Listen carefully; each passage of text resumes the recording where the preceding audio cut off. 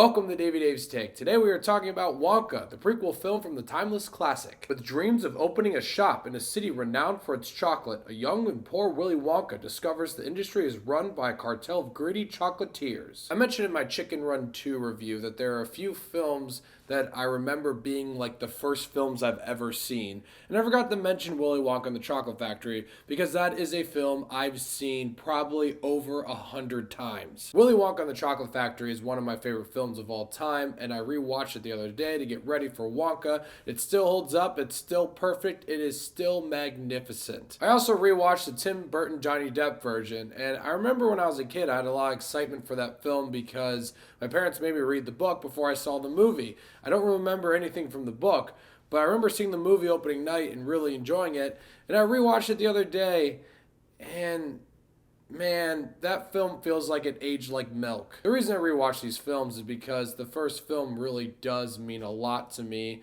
and Gene Wilder as Willy Wonka, I think, is one of the best performances of all time. It is perfect. There's nothing you can change about that performance. It is magnificent. So when I heard they were making a Willy Wonka prequel and Timothée Chalamet was playing Willy Wonka, I'll be completely honest, I already wasn't really looking forward to it.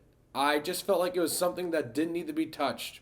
Willy Wonka and the Chocolate Factory is perfect. They didn't need to remake it. They made Charlie the Chocolate Factory, and it wasn't very good. You don't need to make a prequel to Willy Wonka and the Chocolate Factory, so I was already skeptical. And I'm happy to say I was pleasantly surprised by Wonka. I actually had a great time with this film. The first thing I gotta talk about is Timothée Chalamet because, like I said before, I really think that Gene Wilder performance is one of the more iconic performances of all time.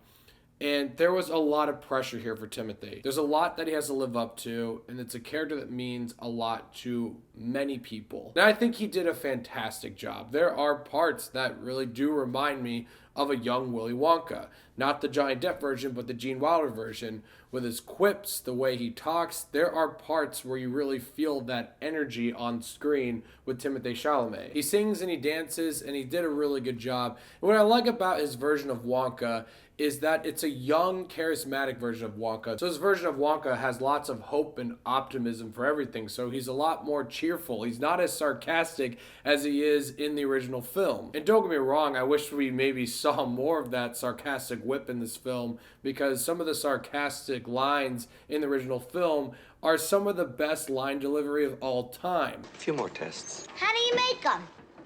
I'm a trifle deaf in this ear. Speak a little louder next time. But what I'm trying to say is this performance that Timothée Chalamet really did convince me that I am watching a young Willy Wonka, so he nailed it. And what I like about his character throughout the film, like I said before, he's very cheerful and optimistic, but there are things that bring him down to earth. So you can see that there is room to see the Timothée Chalamet version of Wonka eventually get to the Gene Wilder version of Willy Wonka. I mentioned before that Timothée dances and sings, which means that there are songs in this film, and I thought the original new songs were actually really good. That was one of the bigger surprises about this film. But with all that, I think what really works about this film is the heart of it. The story, these new characters, the journey that they're on, and the development that these characters go through. It does have this whimsical, magical, happy feeling when you're watching this film that you have that same feeling when you're watching the original film as well. Now, don't get me wrong, every time I watch the original film, it's like a portal appears back to my childhood, and I just feel like a kid watching that film. I don't really have that feeling watching Wonka. I have to say the spirit and the tone of the film, I think, really works for what they're going for. And that has to do with the direction by Paul King. He does a great job here. He directed the first two Paddington films. This film is not as good as the first two Paddington films, but you see that style of direction here. And I think he is probably the best person you could have hired to direct a Wonka prequel. One of my main issues with the Johnny Depp version of the film is that there's really no contrast from the factory and the outside world. There's too much Tim Burton all over the screen, so everything already looks a little magical and weird, so there's really no contrast. So that could be an issue for some people with this new Wonka film, but for me it works because we're in the world of Willy Wonka the whole entire film. So the film is supposed to feel magical and crazy at all times. Now the film isn't perfect. Like I said, it was a nice surprise, but it isn't perfect. It has some issues, but still a really great time and a worthy prequel for Willy Wonka and the Chocolate Factory. I have to say some parts of Timothy's performance does feel a little bit too on the nose, like too much of an impersonation of Gene Wilder. And I think sometimes some of the more magical, crazy stuff does get a little too carried away.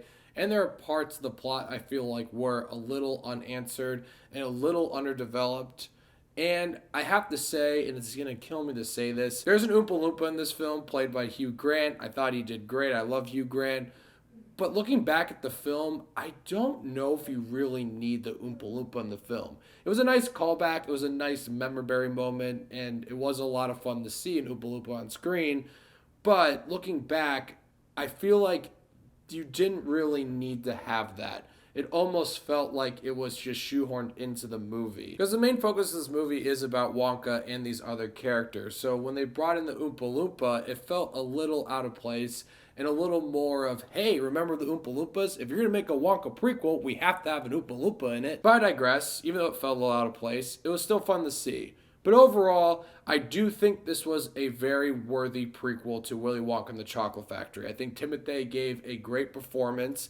I thought the film was just a lot of fun with some great music, some great sequences, and a lot of heart. Because at the end of the day, that's what you really need to nail when you make a film like this. Because the main message of this film really echoes some of the best messages that the original film is trying to say, which makes me think these filmmakers definitely know what they were doing when they were making this film. I'm going to give Wonka 7.5 Davey Daves. I hadn't watched Willy Wonka and the Chocolate Factory in a while, so rewatching it the other day, like I said, was just nostalgia. It's perfect. It's great. Gene Wilder, I just love that performance. So I would say rewatch Willy Wonka and the Chocolate Factory this week and then go see Wonka. I don't think you'll be disappointed. So Wonka, let me know what you guys thought of it once you've seen it. I'm curious to hear. And thank you so much for watching. Click here to see more of Dave's Takes.